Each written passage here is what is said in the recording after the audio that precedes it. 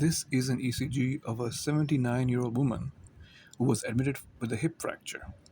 She also has history of ischemic heart disease. Now, if you look at this strip right at the bottom, you will notice that the QRS morphology is very similar to a sinus rhythm morphology.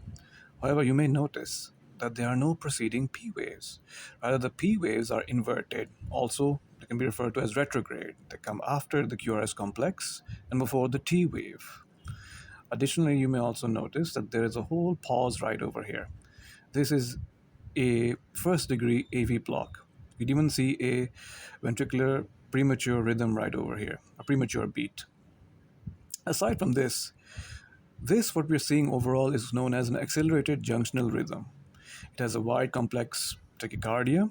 The beats are usually from 60 to 130. It can range anywhere there, but the key uniqueness lies in the retrograde or inverted P waves. In this particular patient, she also has features of a right bundle branch block and even a left anterior hemiblock.